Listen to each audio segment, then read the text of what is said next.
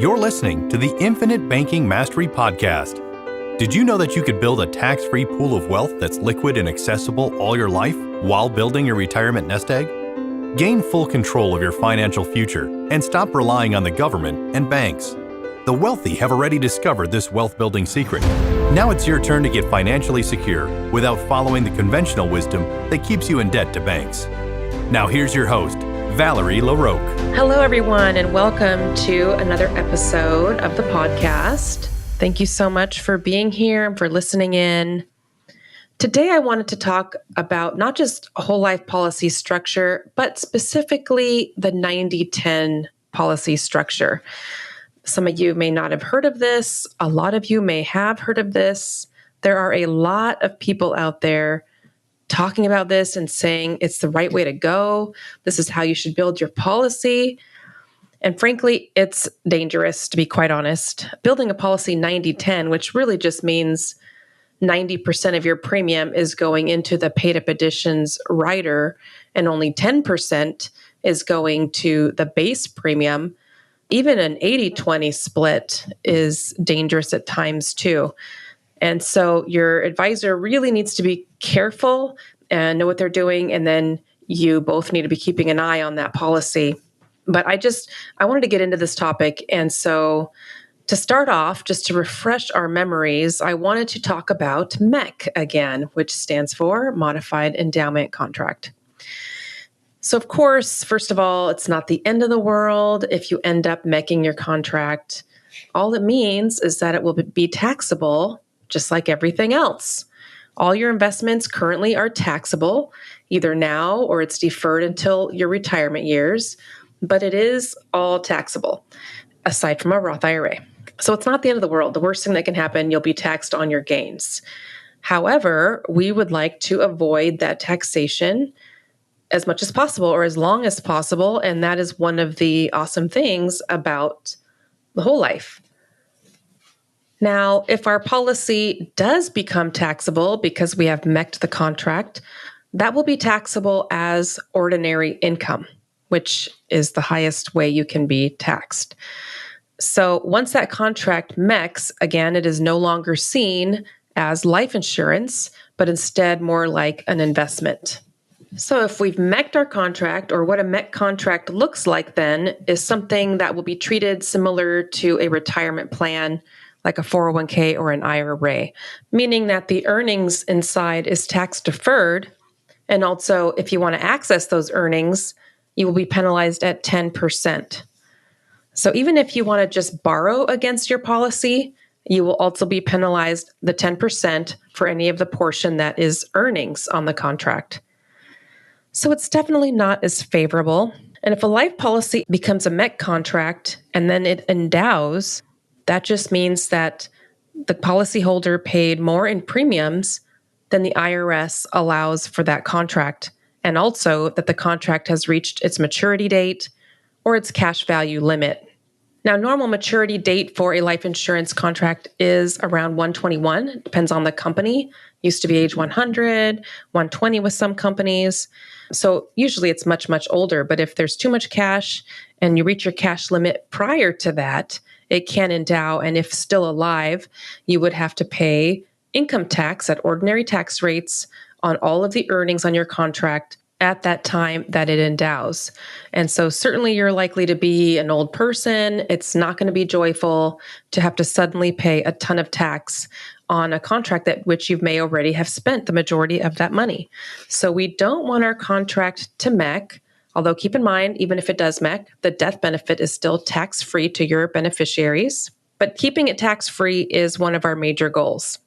It will still grow well. It will grow very well. We just want to keep it tax-free because if we reflect on our history again, our taxes were over 50% for 54 years of our tax history, which is about half because we've had income taxes for about 110 years. So for 54 of those years, our tax rates were over 50%. So when you reach retirement, your retirement years, could they be 50% or higher again?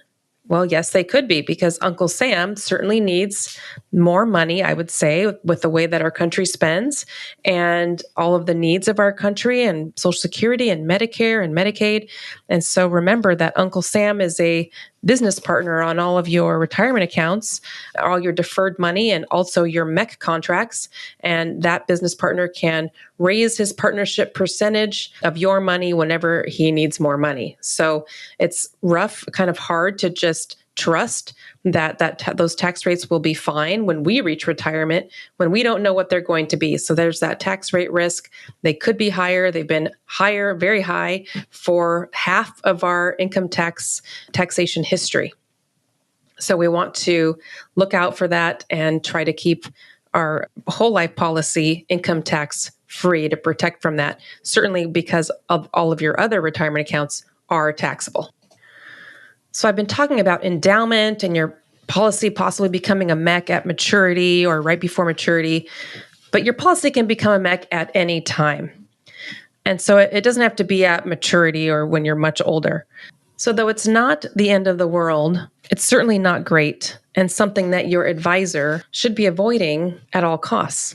Now, before I go into part 2 of this discussion, I want to mention how sometimes a MEC contract is exactly what someone is looking for. Sometimes it's perfectly fitting for their situation. Usually when this is the case, I am building a policy for a client who only wants to fund the policy for 1 year. And then it definitely is a MEC because you have to fund the policy for a minimum of 7 years. Of course, even though saying 7 years is generally the number, you still would want to check the contract if you want to stop payment after year 7. So if a person wants to fund for 1 year, the policy is an automatic MEC, and then in year 2, we would reduce pay up the contract. We use the verbiage RPU, the acronym. So we would RPU the contract, which would mean that there would be no more premium after year 2. And so sometimes people just want to move cash from a CD, from a money market account, from some other account where the money is sitting, and they just want to protect it. They want it to do more for them. They want to have that bump up in death benefits. So if something happened to them, their cash actually would leave a higher death benefit to their loved ones. And their cash would also be growing quite well for them inside of a whole life contract. It will be a little bit behind, say, a CD or something in the first few years, but then it will start rocking and rolling and doing great with the growth. It's just, of course, going to be taxable. So it has to be for the right person, for the right scenario, and the best alternative amongst the other alternatives for that client. So now back to the 90-10 structure, or maybe the 80-20. I don't think it's a great idea. I don't usually build contracts like that unless it's perfectly the right situation, the right idea for a particular situation. It's just more risky. And so here's the reasons why I do not like it. First of all, we have to keep in mind that the base premium is basically like the fuel for your contract, because the paid up additions will eventually have to be dropped off. Depending on how it's structured, it may have to be dropped off in, say, 4 years. Maybe you'll have 10 years, or maybe you'll be able to fund it for up to 20 years. So it's going to have to be dropped off, though, at some point in the future. And so you want to have a decent sized base premium, because that is going to be the dollars, the premium that's going to be funding and fueling your contract's growth. If you minimize that a lot, it's not going to be able to grow quite as much. You're just going to have less money in there because you're putting less money in. You're not going to have much fuel. And so, yes, when you overfund a contract with a whole lot of paid up additions, the cash value will grow more efficiently, but that doesn't mean you'll have more cash in the policy because you've put less in, again, like I just said, and you're going to have to drop that paid up additions. People who do structure their contracts in this way should really be prepared to start policy after policy after policy as soon as you have to drop off that paid up additions, because you have so much of your premium being lopped off that you should be able to continue with that 90% in paid up additions that you just removed from your premium. You should be able to start another policy with that 90%. And so you're going to want to be able to continue to build your system. Your policy is going to have less cash because you're funding it with only 10% in premium now, with policy number one. So you're going to want to start another policy, a second pool of cash, to be able to continue to grow your banking system with whole life policies. But even doing that, even planning to start policy after policy once paid up additions have to be dropped off of contracts 1, contract 2, et cetera, it's going to cause you to lose time because you're going to have to wait until you have that money available from dropping it off of contract number 1 to fund contract number 2. So you're going to have loss of time a little bit on that as well. But to best grow your system in this way, you would want to lock in your health and insurability because you're going to need to open more than one contract for sure if you're funding with such a slim base premium.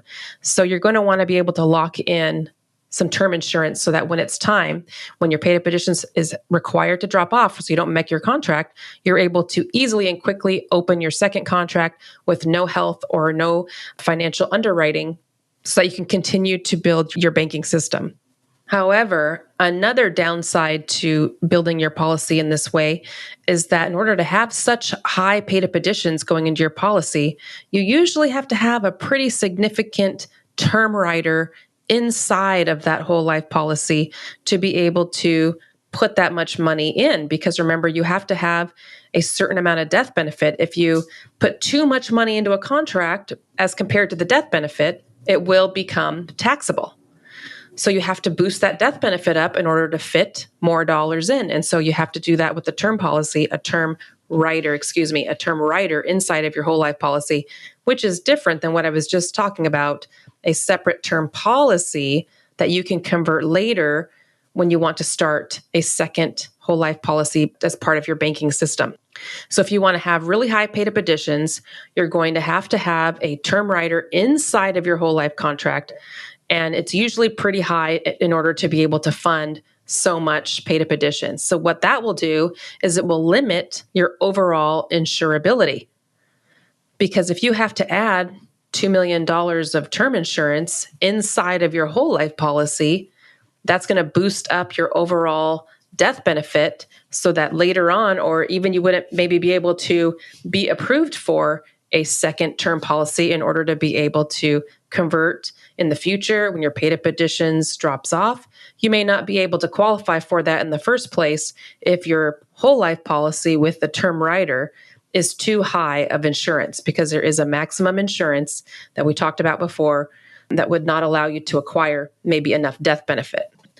So choosing to have a really skinny base premium and a high term rider inside of your contract so that you can fund a 90% of your premium in paid up additions may end up being that you can not be insured for very much more as a second policy. It's standalone term policy that you could convert later when it becomes, I guess you could say, necessary to convert because you have to drop that paid up additions off of your whole life contract. And now you want to grow your system. You want to have keep growing your pool of cash. You're going to have to get another life policy. But if you're maxed out on insurability because of the term rider within your whole life policy, you may not be able to do that. And so you'll have your policy and then you'll think, that's okay, I'll just re-underwrite again. When I have to drop this paid up additions off, I will go through underwriting again to get my second policy. However, you never know. Life happens. Something could happen. Something unexpected could happen to you. You may become uninsurable for some sort of reason, some sort of sickness, or who knows, and you might be stuck only being able to fund that 10% base because you have a 10% base with your 90% goes away and you weren't able to acquire a very large term policy on the side because you were maxed out with your insurability, your insurance, the max insurance that the company will give you. And so that's not going to allow you to grow a very big banking system within your whole life policy contracts. Another thing is, even if you decide, that's okay, that's what I want, I'm going to insist on it, your advisor's for it, or you've contacted one of these people who is all about it. The thing is, the software is also not perfect. How unfortunate. So even if you have an advisor who's really looking out, who builds an illustration, it says it's a non-MEC, of course, I'm sure they're planning it's going to be a non-MEC from the beginning. Being that close to the MEC line would definitely allow your policy to MEC easily. much more easily, even though it may have been constructed with a non-MEC and your advisor may think it would be fine. Even dividends that you earn in the policy could cause it to MEC if you're that close to the MEC line. Or another thing that can easily happen is you may have planned out year one that you want to pay an annual premium into your contract, or you expect to always want to pay an annual premium. And so that's how your contract is designed with that intention. And then something happens in the future, you don't want to fund annually anymore. It just works out better for you to switch to a monthly mode. Even that action could cause your policy to become a MEC. And so you want an advisor who really knows what they're doing. It's just a very touchy thing. So you want that person to know what they're doing and how to really put some buffer in there, put a little bit of space so that your contract is not so easily going to MEC. One thing I wanted to point out as well is that some contracts allow you to put in more money than you started with. Let's just say you start with an annual premium of $10,000, but you actually can fund $12,000 into the contract or a little bit higher because they have a window of how much you can, like a range of how much you can add into the contract. So even though that's allowable in the contract, and sometimes clients will call on their own and say, hey, I want to fund my paid up additions. Oh, hey, I can put $2,000 more. How cool. I think I will. People do this all the time. And you got to be careful because now you're getting closer to that MEC line again. And so even though that may be allowable, you always want to make sure that it's going to be okay. And so numbers can be run with the company that are current to check to see, can I add that extra $2,000? How long can I add that extra $200? Will I be able to continue doing that for another 2 years, 3 years? What happens if I skip this year? So it is possible to test with the company what's going to happen if you add more funds into it, even if the contract allows. You just want to be cautious and not think, oh, my contract allows it, I'm going to go ahead and add that extra money in. Just because it's allowable does not mean it's advisable. Now, one thing that is good is that the company does say, well, if your contract is about to become a MEC or you just sent in premium that would cause it to become a modified endowment contract, we will notify you. We will notify you so you have the opportunity to reverse that action or pay less in paid up additions or do something to keep it from becoming a MEC contract. Now, this is great, but if they send you a letter warning you of this potential MEC or that your contract has MEC'd, and they give you a time frame to respond to it, and you don't respond in time, that MEC will become irreversible. Now, I just want to ask you a question for those of you that do currently have life insurance contracts, or even health insurance or car insurance. When you see mail roll in from that company that has your life insurance, or your car insurance, your health insurance, do you just run to that letter and excitedly open it up and think, man, what do they have to say to me? I better open this letter pronto. This is an exciting piece of mail. Unlikely. You probably see the mail, or maybe you don't see it. It sits on the table for a while, or you ignore it completely because it's very disinteresting. So you might not even see the mail within the time period that the company gives you. And so that's a risk. Also, your agent or advisor should receive a letter of that as well. Usually the company is not sending emails on this information, they're sending mail. So again, something that could be overlooked by your advisor who's getting tons of mail, or maybe you never know when this actually happens. If you were to have a MEC contract, maybe your advisor's out of the business. Maybe your advisor's either retired or just out of the business. This actually is a really high turnover industry because it's a very difficult industry to work in. And so the failure rate is very high. For me and my team, we do our best to be on top of everything, be very diligent. And I would expect any company that bought out my book of business or took over my book of business at the time that I eventually retire would be on top of everything as well. But you just never know. You never know what could happen. And you don't want that risk of your policy becoming a MEC. And then the company tried to warn you, but you didn't see the letter because you saw that mail and it was so boring you didn't want to open it. And now you have a MEC contract that's irreversible. I simply prefer not to have my clients at such high risk of their contract becoming a MEC. So when I'm building those contracts for them, I am paying as close of attention as I can to leave some buffer room there to get them as close to the MEC line as I can so that the contract is very efficient, to be able to also keep in mind their ability to fund the premium, what's going to work for them. how they're going to be able to fund it. And also keep in mind, I want to add in a little bit of a buffer so that some dividends isn't going to push us over into a MEC contract. And so for those of you who are looking for a solid contract, a solid advisor to help you, who's going to be looking out for your best interests, who's going to build you a great contract according to your needs, your goals, and your budget, feel free to reach out to me. I would love to connect with you and help you through this.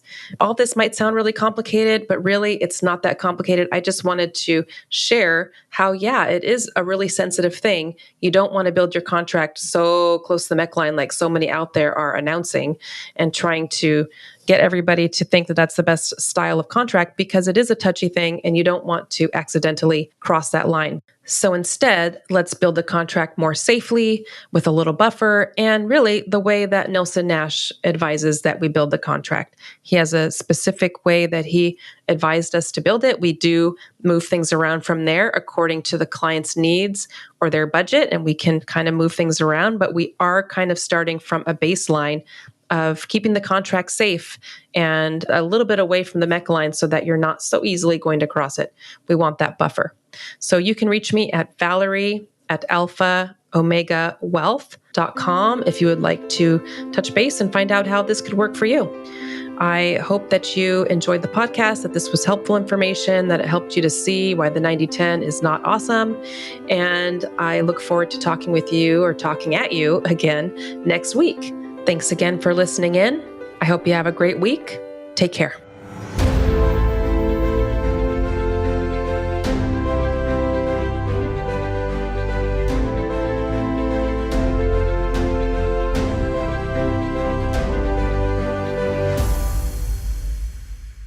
This is thepodcastfactory.com.